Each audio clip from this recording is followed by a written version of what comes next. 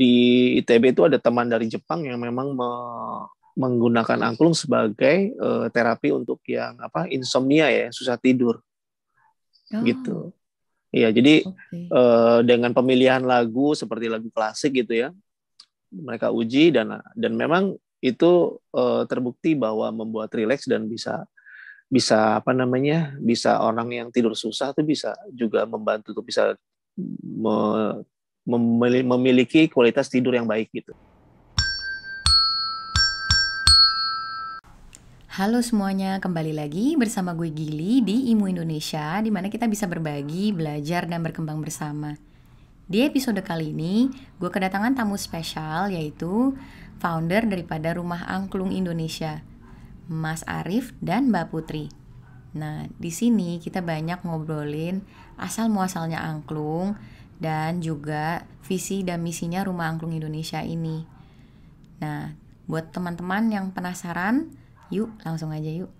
Selamat pagi Mas Arif, selamat pagi Mbak Arni. Halo, Pagi selamat Gili, pagi. selamat Apa pagi. kabar nih? Baik, Baik, sehat, alhamdulillah sehat. alhamdulillah. Wah, Sehat, syukur-syukur. Mbak Gili gimana? Makasih. Sehat juga, syukur. Sehat juga, ya. Ini makasih banget Mm-mm. untuk Mas Arif dan Mbak Erni udah mau jadi narsum di IMU pagi-pagi begini. Iya, Ya, sama-sama kita juga sama-sama, senang kok. senang juga. Ini sekedar pengenalan buat teman-teman IMU di sini. Mbak Arni sama Mas Arif tuh foundernya Rumah Angklung Indonesia ya. Iya, Iya, betul. kebetulan sih Nah, begitu.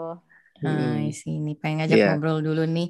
Ini kira-kira Mas Mm-mm. sama Mbaknya udah dari usia berapa sih belajar musik angklung Mm-mm. gitu? Mm, Putri, apa gue dulu? Mungkin Mas Arifnya dulu. Dulu aja. Ah, belum lama sih Mbak. Usianya sih sebenarnya udah kalau dalam ukuran usia tuh cukup dalam tanda kutip terlambat. Bukan dari Oh, kecil ya main angklung. Main angklung tuh dari usia berapa ya?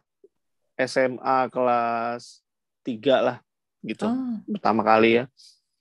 SMA kelas 3 main angklung, ketemu awalnya kan basicnya ngeband gitu Gili, jadi ketemu sama dalam satu kesempatan gitu, ada pelatihan waktu itu di balai latihan kesenian gitu, ya udah tertarik, ya akhirnya suka suka gabung gitu, akhirnya bergabung. Jadi tepatnya tahun 98 oh, udah gitu lama belajar juga. pertama kali main angklung.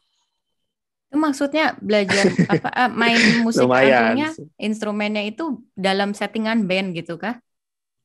Uh, Wow, wow. bukan, justru Bukan. justru aku ngeband.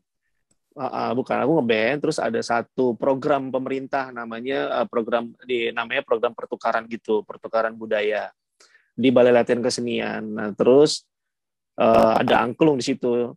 Nah, aku tertarik karena agak gimana ya, maksudnya agak unik Jadi didengar gitu. tertariknya Apaan sih angklung karena gitu. waktu Tapi pas main band mm-mm, ada pemilihan angklung gitu kan, jadi uh, untuk uh, seleksi pemain uh, angklung gitu sih dari dan kita. Ah, dan main bandnya jujur aja agak frustasi sebenarnya zaman itu ya, 98 setelah reformasi itu agak frustasi main band, maksudnya nggak jalan-jalan nih bandnya nih sebenarnya.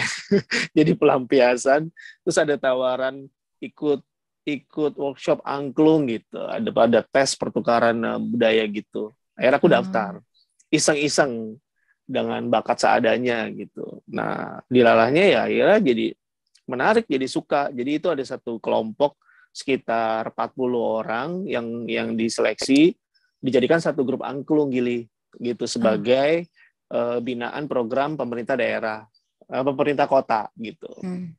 I see, I Itu see. awalnya. Jadi akhirnya sampai Intinya dari tahun sampai 98 sampai main berlanjut angklung sampai sampai sekarang. Tapi sekarang. sebenarnya 98 gitu.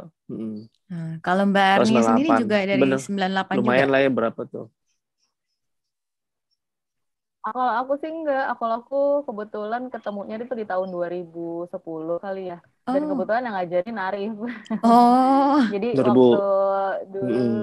iya aja masih 2010-an lah, 2009 2010, baru 10 tahunan Iya ya, sebenarnya. Cuman 2009. ah, eh, ada Mm-mm. dulu sebenarnya ngebantu event, jadi aku banyaknya di event ngebantuin, terus ngeliat oh ternyata ini minta dibantuin untuk bikin konser angklung waktu itu di salah satu komunitasnya juga. Terus ya udah dicoba, akhirnya diajakin juga untuk main, ya udah kecemplung deh sampai sekarang. Tapi yang bikin Gitu. si Mbak Erni pertama-tama tertarik sama angklung nih, kenapa tuh? Kenapa nggak alat musik yang lain gitu? Kan masih banyak Yang pilihannya. benar-benar pertama karena aku nggak bisa main alat musik apapun waktu awal, jadi di Ah, hidupku itu alat musik yang pertama kali bisa aku mainin itu adalah angklung. Dalam arti wow. kata beneran bisa ya. Kalau misalnya kayak gitar Iya. cuma pernah genjreng-genjreng tapi udah nggak bisa gitu deh. Jadi emang dari kecil pun nggak pernah diajarin main alat musik. Nah pas ketika ngelihat main angklung nih aku sebagai orang awam, gue nggak bisa, gue nggak ngerti notasi gitu ya, terus nggak bisa main Hmm. alat musik apapun. Terus pas gue ngeliat mereka belajar, itu kok gue jadi ngerti gitu. Jadi kayak padahal aku tuh di situ nggak belajar, cuman ngeliatin orang IO gimana sih IO, terus lagi ngeliat orang oh ini yang mau konser nih kayak gitu, terus mereka kayak Betul. nunjuk-nunjuk partiturnya dan segala macam, terus kayak gue bisa deh belajar deh gitu. Jadi ya udah akhirnya diajakin juga sama Arif, ya mau coba nggak gitu. Ya udah pas saat itu dia bilang ikutin aja nadanya gitu. Lo misalnya lo megang nada apa ya udah ikutin di mana angka itu berada gitu. Ya udah nyobain dan seru Ah, sih. jadi ini Awalnya gitu. lebih friendly ya buat kebanyakan orang ya kalau belajar angklung Iya, ya, karena notasinya pun lebih mudah Iya. dipelajarin ya. betul, Nice, Betul, betul. betul nice. banget. Mhm. Hmm. Oke, Mas Tuh. Arif pengen nanya nih, Ah, bedanya ah, ah. alat musik angklung sama calung sama arumba tuh bedanya apa sebenarnya? Kalau aku lihatnya Iya. kok kayaknya mirip, cuman yang satu dipukul, yang satu di apa Mm-mm. digeterin gitu. Iya, iya. Calung itu bagian dari si arumba, Mbak. Oh, Nah, kalau calung itu dipukul kan, cara hmm. memainkannya dipukul. Itu dari apa namanya Sunda gitu. Cara mainkannya dipukul, diketok gitu ya. Direnteng, dipegang, dipukul. Itu calung. Nah, kalau kalau angklung ya cara memainkannya digoyangkan atau digetarkan.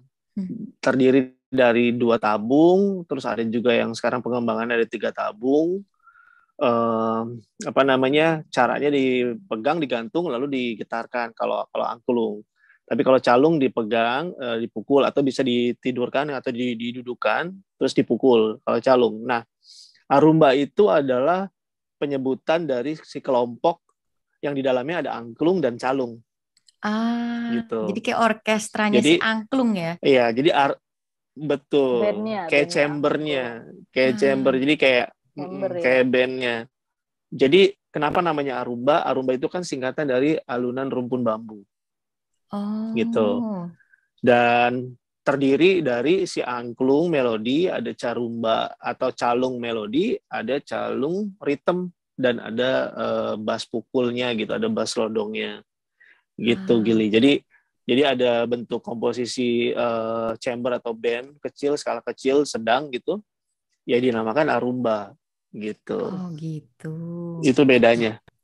belajar banyak nih aku Makanya hari orang ini. bener sih suka ketuker ya, apa sih arumba gitu, apa sih ini gitu. Dipikir arumba itu alat musik. Arumba itu adalah bentuk kelompoknya sebutannya. Kumpulannya dari si angklung dan si calung digabungkan namanya jadi carumba. Jadi arumba Ah, I see, gitu. I see. Dan Jadi bahan pengkreasi dasarnya Arumba sampai semuanya sekarang dari Gitu. masih bambu hidup ya. sih.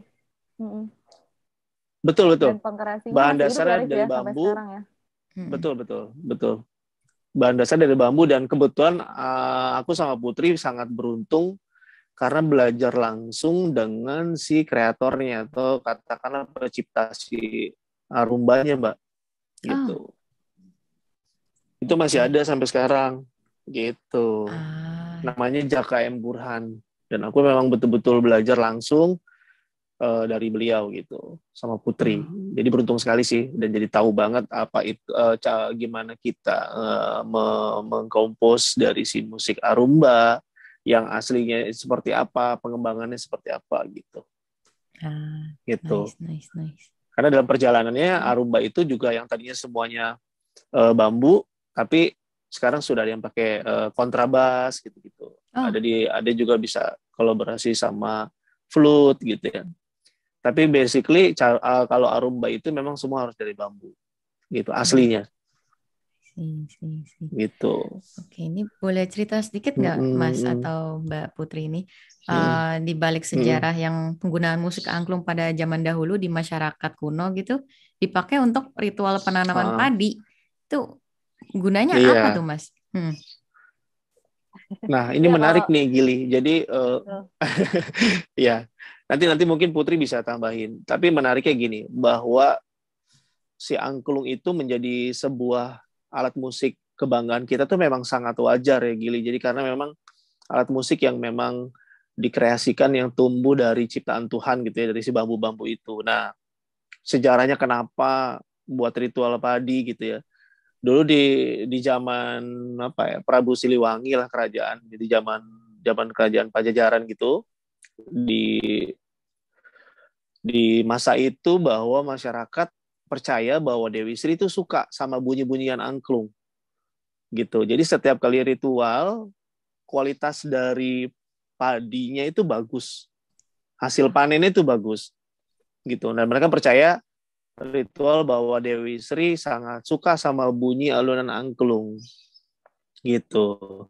Hmm. Nah, lompat ke masa sekarang 2010 saya dan uh, dapat informasi dari teman-teman di ITB di Bandung, ternyata mitos itu terpatahkan, artinya dikuatkan dengan masuk dalam satu logika pemikiran kita zaman sekarang, bahwa bukan Dewi Sri suka sama si suara angklung, tapi ternyata frekuensi yang dihasilkan oleh getaran si angklung membuat benih padi itu rileks dan nyaman gitu. Wow, dikaitkan sama sains Jadi juga ya kenapa pada akhirnya ya. akhirnya itu kenapa kan penasarannya apa sih, bener gak sih ini kan mitos orang dulu kan percaya dengan kepercayaan itu. Jadi bener gak sih si Dewi Sri itu suka? Ternyata enggak. Itu kenapa zaman sekarang orang suka suka apa namanya suka kalau dengar angklung kok kayak unik, kayak tenang, suara air seperti suara air gitu ya. Terus kayak suka gampang merinding gitu. Itu frekuensinya ternyata benturan si bambu itu punya keunikan tersendiri yang membuat kita tuh relax sebenarnya. Gitu. Wow, Gitu. nice, Itu nice, nice. faktanya sih. Gitu. Wah. Putri mau nambahin nggak, Put? ya lebih bener sih yang tadi Arif bilang, dan karena bambu itu nature ya, alami, jadi Mm-mm. apalagi Mm-mm. kita sekarang lagi isu-isu lingkungannya lagi tinggi juga. Jadi semua Mm-mm. yang alami tuh akan lebih, kita punya hubungan erat gitu dengan sesuatu yang lebih nature gitu. Jadi Ya. kayak Iya, manusia pun sebenarnya emang harus ada penelitian yang lebih lanjut lagi ya, karena nih menurutku alat musik betul. yang berbahasa Indonesia kan, dan benar-benar dari alam, nggak ada campur tangan dengan apa nama kimia kimia kimia lain gitu. Jadi kalau yang lain Iya, misalnya dari logam dan segala macam, ini tuh benar-benar dari bambu tok gitu, sama rotannya paling kan. Jadi ya emang benar-benar dari ternyata tumbuhan. bisa dipakai untuk berbagai hal gitu. Iya, jadi bisa dipakai untuk dari mulai menanam padi, terus bisa jadi treatment buat healing juga, buat lansia, buat pasca stroke. Jadi sebenarnya banyak juga sih manfaatnya untuk Ini si menarik nih, angklung ini. Mbak. Kalau yang pasca Ah, stroke tuh di Coach Mm-mm. True Carmel ya, waktu itu kita pernah pernah main tuh, oh ternyata dipakai untuk terapi itu pasca ah, stroke. bagian dari musik Mm-mm. terapi kah? Terapi musik maksudnya? Terapi musik mungkin lebih ke ini ya, aku nggak tahu nih penyebutannya gimana, tapi si Mm-mm. dokternya, kebetulan dokternya udah meninggal ya, almarhum, jadi si dokternya itu memakai si angklung ini untuk, karena dia membaca partitur, dibaca itu melatih otot mata, terus dia menggetarkan Membaca angklung, notasi. motoriknya gitu ya. Mm-mm.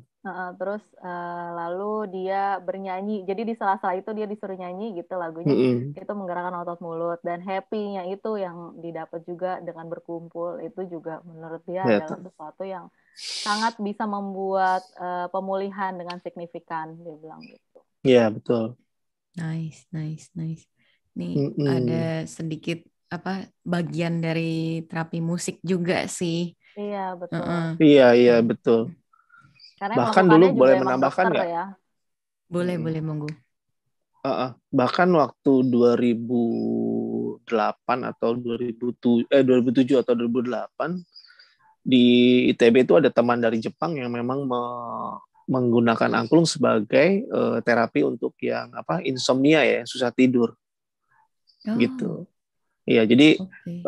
dengan pemilihan lagu seperti lagu klasik gitu ya, mereka uji dan memang itu terbukti bahwa membuat rileks dan bisa bisa bisa orang yang tidur susah tuh bisa juga membantu tuh bisa memiliki kualitas tidur yang baik gitu.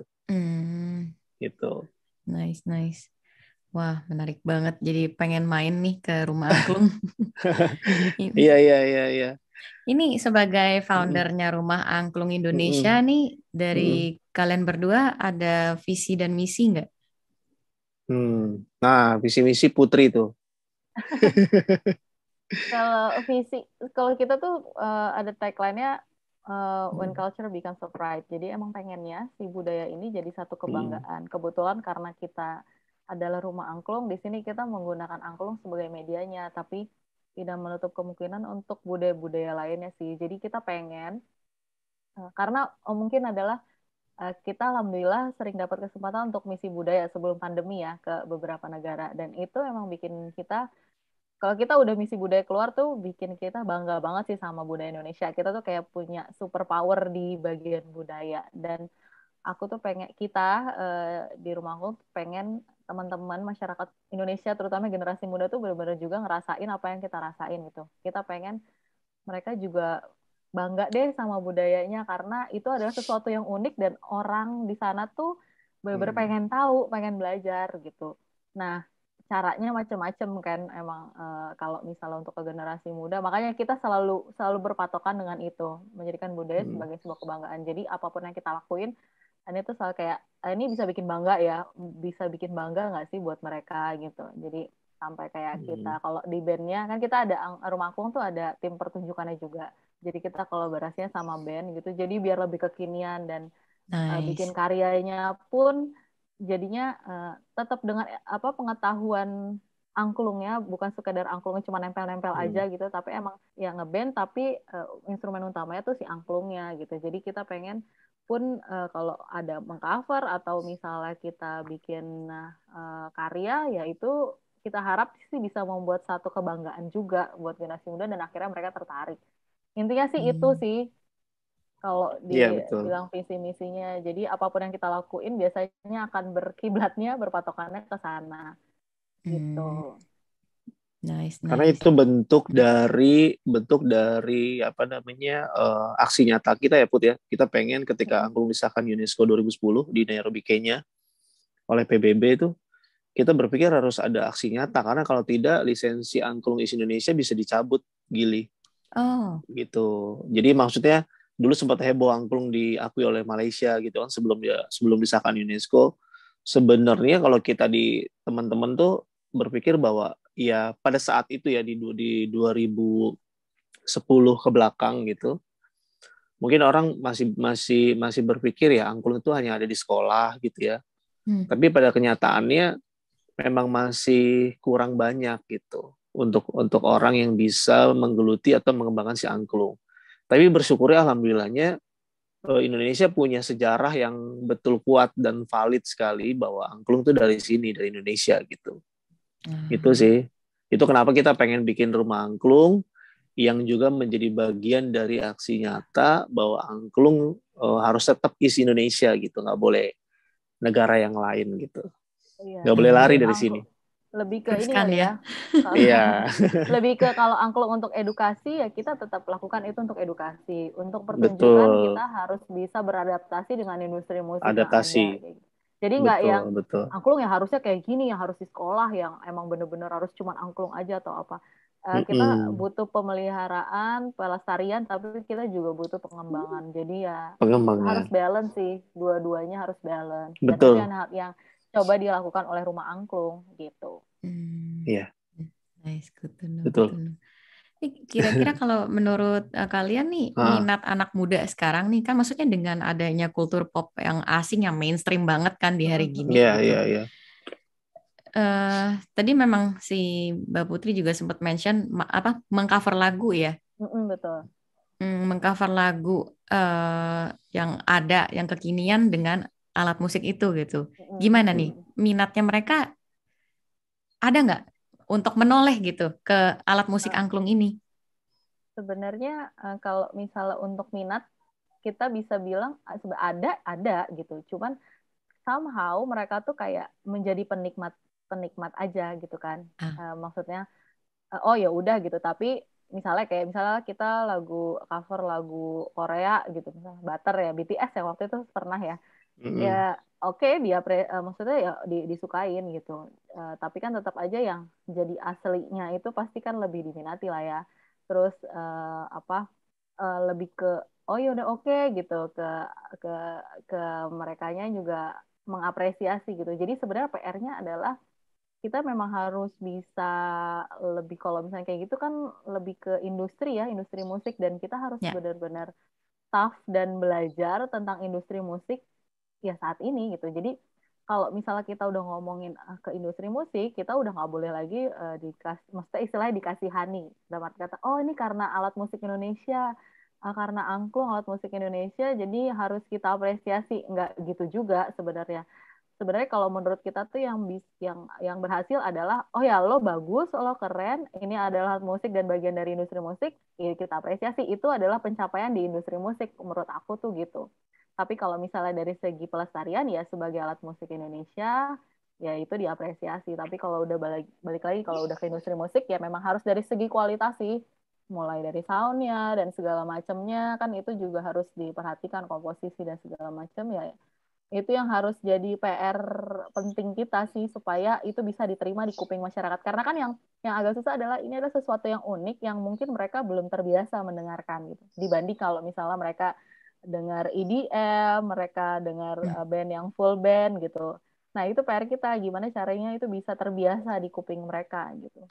Kalau hmm. segi apresiasi sih alhamdulillah sebenarnya lumayan lah, lumayan walaupun tidak se hype kalau kita pakai alat musik pada umumnya gitu. Ya. Tapi Ada ada tambahan. kira-kira ada cara lain nggak? Misalkan nih, maksudnya buat anak-anak yang masih ada di bangku sekolah untuk Betul. sekedar mengenal aja gitu. Maksudnya kan selama ini Mm-mm. kayak yang tadi Mbak mention, paling dikenal sebagai oh angklung tuh ensemble di sekolahan udah gitu. Mm-mm. Kira-kira gimana nih peningkatan dari segi kurikulumnya supaya anak-anak yang di bangku sekolah ini juga bisa apresiasi gitu. Sebenarnya kalau dari ke sekolah itu sebenarnya udah ada SK Menteri ya waktu tahun 1980-an deh kalau nggak salah. Itu memang angklung dipakai untuk alat 73. 73 alat Hmm. eh, pendidikan musik. Di Jadi sekolah. di sekolah. Jadi memang karena dibutuhkan kebersamaan dan segala macamnya ya itu ya dengan membentukkan karakter building, mereka diajarin fokus, terus kerjasama gitu. Nah itu yang yang diangkat oleh menteri pada waktu itu. Tapi kalau menurutku harusnya ada stepnya gitu. Misalnya kalau memang mau mengajarkannya, karena gini kalau untuk angklung massal memang itu jatuhnya kayak orkestrasi ya. Jadi yang dipakai juga biasanya lagu-lagunya lagu-lagu yang nggak bisa yang ngeband banget gitu. Hmm. Ngerti kan ya? Jadi kayak komposisinya juga ya biasanya lebih ke orkestrasi gitu. Nah kalau untuk angklung massal, tapi kalau misalnya mau yang lebih diterima banget tuh biasanya kan kayak bandnya ya gitu. Tapi sebenarnya semua tuh PR-nya ada dari aransemen karena mungkin kesulitannya kalau di alat musik tradisi ya itu tadi modulnya itu kan kita benar-benar harus bikin sendiri sih gitu. Belum ada patokan yang jelas. Misalnya dasar tuh harus seperti ini, terus menengah tuh harus seperti ini gitu. Untuk tingkatan lanjutan tuh seperti apa gitu. Jadi Lebih ke kurikulum yang lebih sistematis gitu ya. betul kalau Hmm. misalnya oke lah misalnya kalau TK atau SD kita bisa bisa ini ya bisa step by stepnya gitu. Tapi kalau udah masuk SMP kan minatnya udah beda lagi tuh. Nanti mereka Hmm. sebenarnya harusnya sejalan dengan kurikulum pembelajaran musik di sekolah gitu. Cuman aku waktu SMA pun aku nggak ngerti tuh pembelajaran musiknya tuh maksudnya kan kayak kayak kecampur juga entah itu nanti pelajaran yang bisa musik tiba-tiba nanti bisa tata boga nanti bisa jadi tuh emang kayak nggak ada step by stepnya yang pasti sih kok untuk dilakukan di sekolah kalau menurutku sih gitu jadi kalau mau mau gimana caranya yang pertama adalah emang harus ada di sekolah dan levelingnya harus benar-benar teratur gitu, benar-benar harus ada. Iya. Menurut sih gitu. Iya, barangkali gini. Jadi kalau kita ngomongin gimana caranya atau supaya anak-anak muda nih, generasi-generasi kita muda di Indonesia nih kenal angklung. Karena betul, angklung tuh sekarang bukan lagi semenjak 2010 ya, angklung tuh udah bukan lagi Jawa Barat, tapi Indonesia. Jadi maksudnya semua daerah di Indonesia itu bisa memainkan angklung gitu. Artinya udah bisa memiliki bahwa angklung udah bisa membawakan lagu Melayu, lagu dari Sumatera atau dari Kalimantan, dari mana-mana gitu yang kita udah pernah tahu lah, yang kita tahu semua gitu sekarang. Tapi barangkali gini, maksudnya selain kurikulum, bahwa perlu adanya di Indonesia ini kerjasama, kolaborasi atau kesempatan media apresiasi dari si kelompok-kelompok angklung itu sendiri. Misalnya kayak kelompok, kalau dulu kan pemerintah suka ada program festival angklung gitu ya, kayak gitu-gitu. Nah, tapi balik lagi, kelebihan, aku sih nyebutnya karena maunya positive thinking aja ya, kelebihan kita di Indonesia itu ganti pimpinan, ganti kebijakan.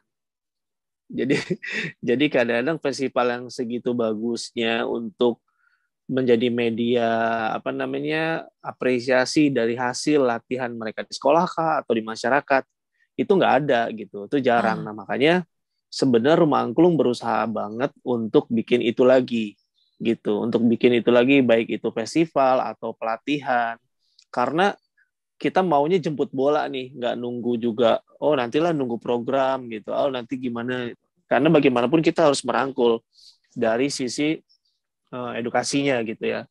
Tapi dari sisi perkembangan sosial sosmed sekarang gitu ya, yang semuanya akhirnya diukur dari viewers, dari like-nya, dari subscriber-nya ya kan. Itu tadi yang kaitan Putri cerita tentang cover dan lain-lain. Memang harus bisa terus beradaptasi dan mengkompos si musik angklung itu menjadi semenarik mungkin gitu. Makanya sebenarnya kalau nanti Gili bisa mampir main ke channelnya Rumah Angklung ya, ke YouTube-nya Rumah Angklung, dan jangan lupa like, subscribe. Pasti. Maksudnya gini, di situ ada materi-materi yang beragam. Gili pasti akan lihat, oh ternyata dari materi satu ke materi lain gitu ya, covernya ataupun lagu kitanya gitu, atau video-video kita di situ itu beragam. Jadi nggak cuma satu jenis aja yang kayak misalnya lagunya A aja. Makanya kita pernah cover lagunya Nirvana gitu ya. Orang bisa emang distorsi gitar sama angklung. Nah, kita bikin sebaik mungkin mengkompos supaya orang nggak keganggu antara distorsi gitar sama si bambunya, sama si angklungnya. Makanya banyak yang muji gitu. Oh, ternyata bisa gini, keren ya gitu. Akhirnya mulai orang interest dan akhirnya kepo nih gitu tentang dan ikut bangga dan kayak gue bangga banget nih gitu. Itu satu contoh. Yang kedua adalah cara kita pernah, aku dan Putri dan teman-teman Rumah Angklung mengcover anthemnya satu klub bola di Italia, Serie A. Itu asli AC Milan. Nah, kita cover anthemnya sedemikian rupa, akhirnya kita berpikir bahwa kita pengen nih sesuatu yang unik agar orang memperhatikan gitu loh keunikan si alat musik angklung ini. Dan tanpa kita duga, akhirnya komunitas dari si fans AC Milan di Indonesia yang followersnya juga banyak, akhirnya jadi ikut tertarik dan menyebarkan kebanggaan si angklung ini, Gili. Jadi artinya nggak melulu kalau ngomongin penyebaran angklung atau ngomongin pengembangan angklung atau promosi angklung, kita cuman bergaul sama komunitas yang berkaitan sama musik, sama angklung, sama budaya. Dan Rumah Angklung kemarin sampai detik ini masih juga melakukan hal-hal yang keren gitu sama si fans bola ini, Milanis di Indonesia. Dan akhirnya singkatnya pas kita bikin cover itu lumayan, dan akhirnya klub bolanya pun merepost dari postingan kita, dan itu yang bikin kita juga bangga ya. Sampai akhirnya 2019 kemarin Rumah Angklung berkesempatan diundang untuk main ke officialnya AC Milan di Italia. Wow, gitu. Nah, itu wow. bagian tadi yang aksi nyata kita bahwa kalau kita mau bikin orang suka sama alat ini, kita harus bikin juga diri kita melakukan sesuatu yang kira-kira kita di posisi orang lain gitu. Jadi nggak melulu ngomongin budaya Idealis ya ya. idealis gitu. Jadi nggak melulu kotak terbatas, tapi kita harus keluar dari kotak itu, bahkan kalau perlu nggak usah ada kotak deh, biar kita jauh bisa lebih luas gitu. Ya. Makanya banyak yang kaget juga, loh angklung ternyata bisa mainin anthem bola ya gitu. Nah nanti Gili boleh lihat tuh di channelnya Rumah Pasti, Angklung pasti. gitu. Itu Nice, salah Kak. satu contoh kali ya. Salah Hmm. satu contoh dari usaha kita sampai sekarang, bahkan terus menerus akan kita galakan bahwa untuk sayang sama alat musik ini, ya kita harus betul-betul jemput bola datang gitu ke mereka gitu. Dengan Hmm. program-program yang nyata ya gitu. Hmm. Ini kata kuncinya satu ya, collab Uh, sama iya, betul zaman berbagai bidang sekarang gitu. benar banget. Kalau nggak kita kerdil kan Ya, betul, gitu. Kalau nggak kita betul, nggak bisa jadi besar juga dengan sendiri gitu. betul. Itu sih Ya, ya, betul. barangkali itu. Uh, Nice, nice. Nih, uh, menurut kalian nih, uh, sebenarnya esensi dari pembelajaran musik tuh apa sih? Kan soalnya kan uh, stigma-stigma di masyarakat kita ini kan masih banyak Iya, yang bilang kalau mau jadi musisi mau makan apa gitu. ya. Nah, gitu. Kira-kira gimana nih Mas sama Mbaknya nih? Oke, nanti mungkin Putri bisa tambahin. Kalau aku sih sebenarnya udah jelas ya, esensi bermusik itu mempengaruhi dari keterampilan sosial kita. Ya, terutama para ibu-ibu muda gitu, anak-anak di TK di PAUD-nya, barangkali kalau ada kegiatan yang berkaitan dengan musik atau musik angklung ya, itu sangat membantu untuk keterampilan sosial mereka gitu. Agar kenapa? Jadi kalau kayak di angklung misalnya, mereka belajar untuk bagaimana bekerja sama temennya untuk saling bahu membahu agar nada-nada yang dipisah ini bisa jadi satu lagu yang bagus. Itu satu. Kedua, mereka belajar untuk jujur. Kalau mereka salah, angklungnya kelewat, nadanya nggak bunyi, mereka bilang, Pak atau Kak, aku nggak bunyi nih. Mereka dilatih jujur itu. Padahal pelatih juga mungkin ada yang tahu dan ada yang nggak tahu nada itu nggak Nah, kelewat gitu ya misalnya. Tapi temennya itu selalu mengingatkan sebelahnya gitu. Kamu nadanya nggak bunyi. Jadi ada bentuk interaksi sosial di situ. nice. Yang berikutnya adalah bahwa dari proses itu bermusik penting loh melatih rasa percaya diri gitu. Hmm. Karena kita mau apa artinya percaya diri bagian dari langkah kita untuk bisa mengembangkan diri kita gitu. Makanya si anak kalau ada yang bilang ngapain pentingan mungkin fisika, Hmm. mungkin yang lain-lain gitu contohnya ya, atau lebih penting ekonomi bla bla, ya sama penting, tapi bayangkan ketika science atau ekonomi atau apapun lah whatever itu dengan atau teknik apa gitu tanpa ada musik, sentuhan musik, itu tidak ada satu keindahan di situ, nggak ada satu rasanya di situ. Esensinya mungkin itu kalau dari aku gitu sih. Jadi sebenarnya kalau dibilang mau makan apa, industri sekarang jauh lebih terbuka dengan Hmm. musik. Ya artinya kita ngomong aku sama Putri sendiri juga sama aku bergelut di angklung ya. Akhirnya sampai sekarang masih sehat walafiat gitu. Meskipun dampaknya lumayan ya di pandemi ini gitu. Ya.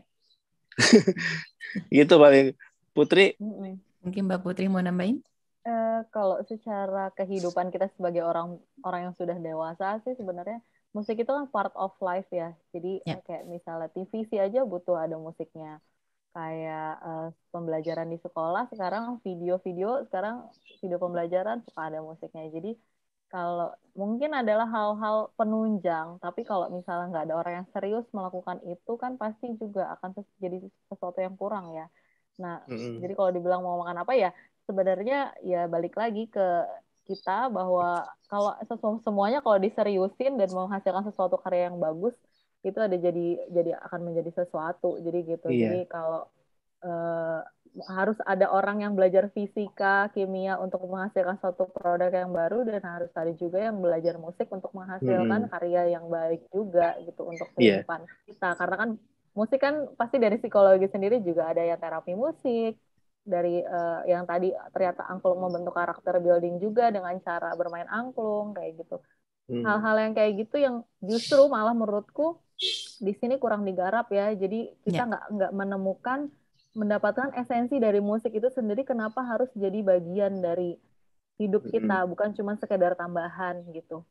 Itu yang agak betul. masih jadi PR sih sebenarnya. Iya. Guru aku sih kita pernah semua.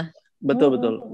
Gili, guru aku dulu pernah bilang gini. Aku pernah tanya ke guru aku bahwa bisa nggak sih ya aku hidup dari musik angklung? Dia bilang jawaban yang pertama adalah diplomatisnya adalah selama negara ini masih namanya Republik Indonesia, kamu jangan takut Trif gitu. Karena ini alat musik asli Indonesia yang sebenarnya dalam sejarahnya nanti akan terus berulang dalam pengembangan dan pelestariannya. Yang kedua adalah masalahnya, tapi tantangannya adalah di industrinya. Karena kita akui di Indonesia ini industri musik gitu ya, dalam tanda kutip belum sematang di Korea, belum sematang di US gitu, dan di negara-negara lain. Jadi sebenarnya kalau aku dari sisi positifnya gitu, karena aku selalu bilang nggak mau menyebarkan stigma negatif terhadap pendapat orang atau statement. Jadi mungkin barangkali kalau ada yang bilang mau makan apa dari musik, nggak yang salah bukan yang ngomong itu atau statementnya, tapi yang benar, yang salah adalah bahwa PR kita bersama gimana sebenarnya industri musik di Indonesia bisa jauh lebih berkembang dan pada akhirnya meyakinkan orang untuk bisa hidup dan berkembang di situ gitu. Yang tadi Putri bilang, karena memang memang belum bisa semandiri di negara lain. Karena urusan perutnya harus dipenuhi dulu, baru urusan soul-nya. Ini sih memang agak sedikit pedih gitu, tapi memang kenyataannya gitu, Gili. Jadi kalau ada pelatihku bilang gini, coba lihat orang kursus musik gitu di Indonesia. Orang yang kursus musik itu rata-rata dia yang memang perutnya sudah terpenuhi, baru orang tuanya dikursuskan musik. Terpaksanya ada program latihan musik di sekolah itu karena bagian dari paksaan dalam tanda kutip di sekolah kan. Ya itu juga bagus gitu, tapi maksudnya artinya orang kalau mau ngomongin musik selalu dia akan di posisi yang paling belakang dulu kalau di Indonesia, kalau menurut aku sih sampai detik ini ya. Tapi ada harapan yang positif, ada perkembangan yang positif sekarang, ada banget gitu dengan dunia digital sekarang, dengan pasar yang akhirnya berkiblat pada sosial media misalnya kayak gitu. Itu sebenarnya bisa jadi satu alternatif untuk mungkin ya industri musik di Indonesia bisa jauh lebih berkembang. Makanya sebenarnya kalau aku sih berpendapat bahwa uniknya perjuangan dari kayak IMU kayak gini ya, atau akun-akun yang memang menyebarkan kebaikan memang harus berjuang dibanding dengan akun-akun yang komersil atau akun-akun yang dalam tanda kutip malah nggak bagus sebenarnya, tapi orang jadi suka sama yang jelek-jelek gitu. Ya tapi itu tantangan ya, gitu.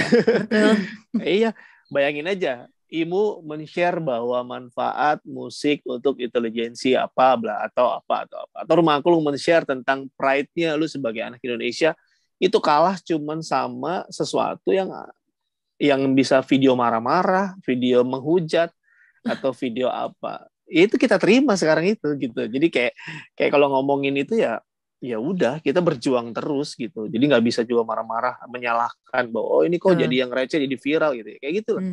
Sama halnya kayak kita. Itu pertanyaan kita ya buat psikologi juga kan. Kenapa yang kayak betul. Gitu? secara di otak manusia tuh apa sih gitu? Kinerjanya tuh gimana? Jadi malah suka yang akhirnya gitu. Itu sih paling Gili. Jadi menarik sih sebenarnya kalau ngomongin ini ya. Iya, ini aku benar-benar belajar banyak banget nih dari kalian berdua nih. Sama-sama. Nih kira-kira kalian punya ujangan nggak nih buat teman-teman IMU di sini supaya misalnya kalau mereka mau mungkin mereka kalau profesinya guru pengen ningkatin rasa kecintaan anak-anak didiknya mereka terhadap musik tradisional, terus gimana sih supaya bisa turut melestarikan nama mengembangkan musik tradisional ini gimana? Iya, Pot. Ya, kalau aku sih Kalau dari aku, jadi gini, di Rumah Angklung kita lagi buka kelas virtual. Jadi rencananya sih kita pengen bikin batch yang khusus untuk guru-guru. Karena Nice. mereka juga, waktu pas offline juga mereka sebenarnya kesulitan. Makanya kadang suka pakai pelatih dari Rumah Angklung juga kan. Jadi kebanyakan tuh ngambilnya outsource gitu. Emang ini kan nggak semua guru juga bisa mengajarkan karena ini adalah sesuatu yang punya punya apa ya spesialisnya sendiri gitu Ya, ya.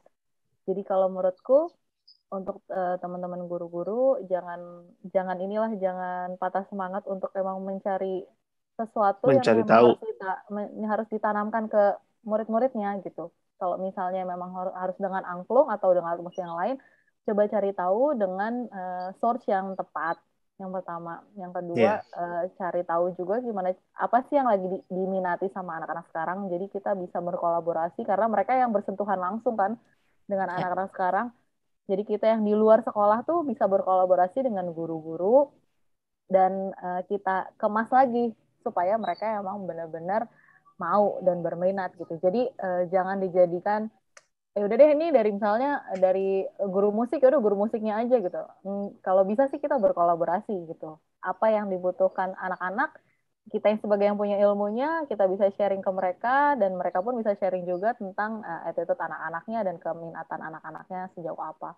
Paling itu sih dan yang terakhir ya itu tadi aku bilang kita mau buka kelasnya itu dan semoga sih nanti bisa disebarkan juga ya. Jadi karena Pasti. pertanyaannya beberapa sekolah dan beberapa guru juga nanya gimana sih aku mau ngajarin angklung di sekolah tapi lagi virtual gini kayaknya susah gitu. Nah, itu ya mungkin jawabannya nanti kita bisa ketemu di kelas virtual gitu. Hmm, oke, oke. Kalau Arif kalau ada tambahan? wejangan sih mungkin ya basic lah ya Gili, wejangan tuh bahwa sebenarnya kalau kalau kita nggak melakukan sesuatu untuk si alat musik ini gitu ya, untuk alat musik asli Indonesia ini ya, ya kita harus siap hilang gitu. Apa Hmm, namanya kehilangan lisensi angklung hmm. isi Indonesia. Terus ujangannya adalah aku mungkin lebih ke yang ya bisa jadi ujangan atau ajakan juga bahwa gunakan kecepatan jarinya untuk dermawan melike karya-karya yang memang berhubungan dengan budaya Indonesia, manfaat musik dengan lain-lain. Jadi gunakan jarinya untuk bisa support. Like bahkan kalau perlu, kalau aku pikir satu hal yang paling unik keadaan sekarang ini adalah soal bagaimana mensupport sesama untuk bisa paling tidak menaruh di story-nya untuk bisa dipromokan karya-karya atau aksi-aksi dari teman-teman atau kita semua. Nah, kalau untuk si Angklung sendiri kita pengen teman-teman di luar sana atau teman-teman IMU juga yang ikut support untuk like atau share dari setiap karya-karya kita gitu. Karena itu menjadi bagian dari promo dan suara kita berteriak tentang untuk when culture becomes pride tadi gitu. Dan kita sih juga akan terus lebih semangat bahwa percaya orang-orang Indonesia ini punya hati yang mulia, cinta sama karya musik dan alat musik Indonesia gitu, khususnya angklung. Kita percaya, tapi mungkin butuh nyata aksi nyata kecepatan jarinya untuk bisa jangan sungkan atau jangan harus bisa lebih dermawan lagi gitu, Gili. Seperti kayak kita nge-like dari apa yang diposting IMU atau siapapun itulah teman-teman komunitas di luar sana. Tapi basically di zaman sekarang ya aksi nyata itu diperlukan sekali gitu. Betul. Gitu. Wah, Itu luar sih biasa. paling jadi dari Luar biasa aku. inputnya dari kakak-kakak. Oke, kita udah di penghujung acara nih. Kakak-kakak, Siap. nih ada satu pertanyaan yang ingin aku tanyain lagi. Kira-kira impian dari kalian berdua ke depannya apa nih sebagai foundernya si Rumah Angklung? Silakan Arif, Wah, impiannya apa? kalau impian karena gue tukang mimpi ya. Untuk yang sekarang gue punya mimpi Rumah Angklung bisa roadshow di keliling dunia gitu. Itu bisa menyebarkan Wow. lagi angklung ya. Kita pengen karya-karya kita diterima karena Gili buat informasi saja Rumah Angklung lagi menggarap single. Ada 3 single yang semuanya berkaitan bicara tentang Indonesia dari kacamata yang lain. Kalau kita ngomongin tentang keindahan alam, kita bicara keindahan alam dari kacamata yang lain, mulai yang dibungkus dari si musik karya kita yang kita bikin. Nah, jadi mimpi kita mau karya-karya kita diterima sih dalam waktu dekat ini, single-single dari si Rumah Angklung. Terus kita pengen musik band kita ini diterima juga dan bisa punya kesempatan, semoga keadaan membaik, bisa keliling Indonesia dan keliling dunia. Itu sih. Kenapa? Bukan untuk apa-apa, untuk bisa memberikan satu impact ke teman-teman di luar sana bahwa ini adalah sesuatu hal yang membanggakan dari apa yang kita kembangkan gitu. Itu sih. Kalau Putri apa Put? Ya kurang lebih sama, cuman mungkin tambahannya aku tuh pengen banget ya angklung bisa jadi alat musik yang emang setara sama alat musik lain gitu, karena bedanya sama bukannya mau melebihkan si alat musik satu ini, tapi kan memang pas diciptakan udah dikembangkan itu adalah angklung pakai nadanya tuh nada diatonis ya. Jadi sebenarnya ya memang harusnya setara sama alat-alat musik lainnya, alat-alat musik yang sudah diatonis juga, dan mungkin itu yang harus bisa disadari oleh masyarakat luas juga, dan pemusik-pemusik pun mungkin bisa juga untuk bisa mendalami si alat musik ini, karena kita butuh juga untuk pengembangannya dari berbagai pihak kan yang tadi udah disebutin. Jadi itu dan bisa memang benar-benar jadi alat musik pendidikan yang sebenar-benarnya gitu, karena memang waktu Pak Daeng Sutikna yang merubah angklung dari angklung pentatonis menjadi diatonis, yang diharapkan adalah itu mereka anak-anak siswa-siswi itu bisa belajar alat musik Indonesia menggunakan angklung dan menjadi alat nomor 1 juga sebenarnya. Kayak gitu. Iya. Nice. Oke deh.